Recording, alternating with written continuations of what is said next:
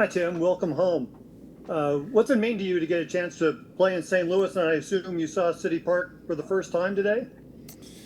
Yeah, I think it's been about equal spaced out over the last 8 years of playing here. The first two times in Bush Stadium, obviously, were special. But to be able to come back and be able to play in an actual soccer stadium, a stadium built for purpose, built for the game and the club here, and yeah, to be able to experience that is something that as a kid you dream of. As a kid, you think about being able to play in your hometown in a soccer stadium in front of fans, in front of family, in front of friends, and yeah, it'll be really cool. I've heard and seen incredible things about the experience and the fans, and being able to train just across the street, and see it there in the distance in the background this morning is just made it that much more exciting. And you're the fourth oldest field player to play in the Premier League this season. What's kept you going, and how much longer can you go? Um, Honestly, I'm just kind of playing and living in the moment. Just enjoying doing what I'm doing. I'm not really thinking about age. I've set I set goals for myself every season. I set longer term goals to try to get to another World Cup. Try to be able to play in a Copa America next summer. And yeah, I just think being able to enjoy what you're doing, as you get older, as the most people's bodies start to give out, their mind starts to wander, and for me, I'm just trying to enjoy everything, try to take it all in, and you know do as much and play as much as I possibly can, and that's been really the key for me is to continue to go out and just enjoy myself. Next will be Ryan Talmadge from Goal.com. Thank you, Michael. And this one's from Matt. I just wanted to ask about, with the move to Nottingham Forest. Obviously, it's early days. You've gotten off to your start and a pretty good start considering this last game. But when you look at the competition you face at that club, that's obviously something that you're going to have to kind of dive into, especially once this international break ends. How have you kind of adapted to this new move, and what are you kind of expecting once you get back after this break? Yeah, I feel like I've adapted pretty well to the move. I'm excited to have had the opportunity to be there and play games and compete. I think it's easy to get into the mode where you're comfortable not competing and just collecting your paycheck and showing up for work, and just I think the reason I fell in love with the game was that competition element of it all. So then, speaking of competition, anywhere you play in the Premier League, it's the best league in the world. You're going to have competition for spots, and if we want to be the club that we want to be, going forward, you're going to have competition all over the pitch for every day in training, just to combat complacency and everything. So I'm looking forward to challenges. I'm looking forward to fighting, and ultimately want to play as many games as possible and keep that feeling going of competing on the pitch. We'll go to Doug McIntyre from Fox. Thanks, Michael. Hey, guys, good to see you. Thanks for doing this. Question for each of you, if I may. Tim, why do you think so many good players have come out of the St. Louis area over the years? And Matt, I know it's a little awkward with him sitting next to you, but how important is Tim to this team on and off the field? Thanks, guys. Appreciate it. I'll step out for your answer. Yeah, thank you. You know what? I just think it's the history of it, the history of the game, the way that the youth's kind of programs and systems have been set up here for so long. It's always been the sport and soccer has always been a huge part of the fabric of the city. And if you look at the number of U.S. nationals, internationals, the number of St. Louis internationals, the number of St. Louis guys in professional environments, it's just a product of the youth and coming through. Incredible coaches around here, and the appetite for the game at that kind of grassroots level just propels players into good environments, into good situations, and I think there's a grit about this city. There's a fighting spirit in this city of all the players, that they just go to work. They work hard. They create good technical players that know how to work hard and know how to reach and achieve their goals. And I think that's been the biggest thing for the city is being able to have that grit, but also have that technical ability to be able to reach and achieve to become a U.S. international. I'll step out, yeah? That's probably better. No, I think Tim, obviously everybody knows Tim is a really important player to this team and to this program.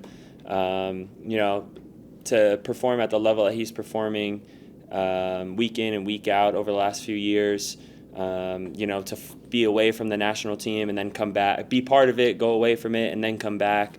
The resiliency that he shows, but also he just exudes this like calmness, even just the way he speaks.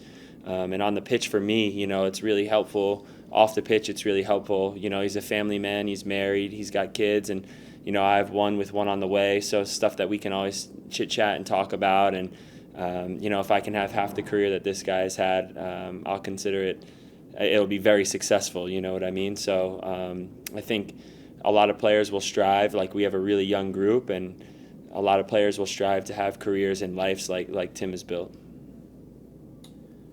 We'll go to Stephen Goff from the Washington Post. Hey, question for Matt.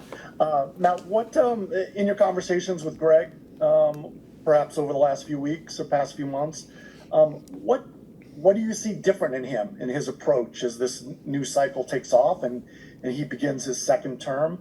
How are things different, I guess, do you think, or are they not different? Yeah, I think it's a little early to say to answer that. We've had one training session. Half the team is here. Not even everybody's here that's supposed to be here just yet. So we'll let time tell. But I think with all coaches and players, the more experiences you get, the better. And we've gone through obviously a lot of experiences together, a whole entire World Cup cycle and a World Cup, and I think that he's probably learned a lot.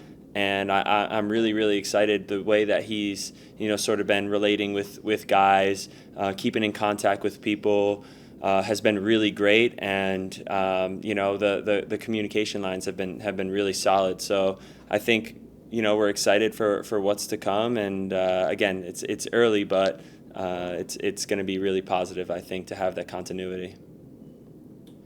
We'll go to Henry Bushnell from Yahoo. Thanks, Michael, and hey guys. Question for Matt. Just wondering what have the past few weeks been like for you on a personal level? Like earlier, you mentioned being a family man and having a young kid, another one on the way. Like, was there any hesitation, like making a move a year after you had made a big transfer move? Obviously, it's a bit less time this time, but going to Forest, was there any hesitation?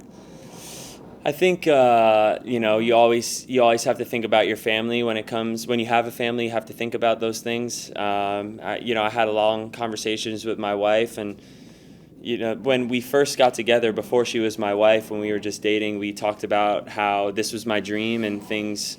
Are you good with the potential of having a little bit of uncertainty here and there? And if so, yes, great, let's do this. If not, let's just cut it now. So she talked herself into a corner, I guess. I'm not sure she knew exactly what she was getting herself into, but we're here. And so I think it was hard, especially because my daughter's due in a week.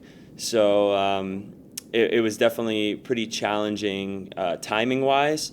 But she knew, once that Forest came knocking, that it was something that was really important to me to make happen, to give myself the best opportunity to prove myself in the Premier League. And I've always said that for me, in this game, it's not about money.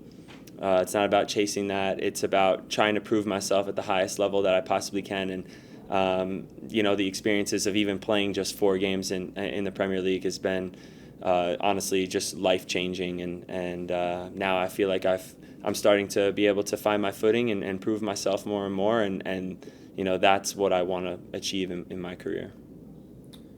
Next is Ron Blum from the Associated Press. Hi, Matt.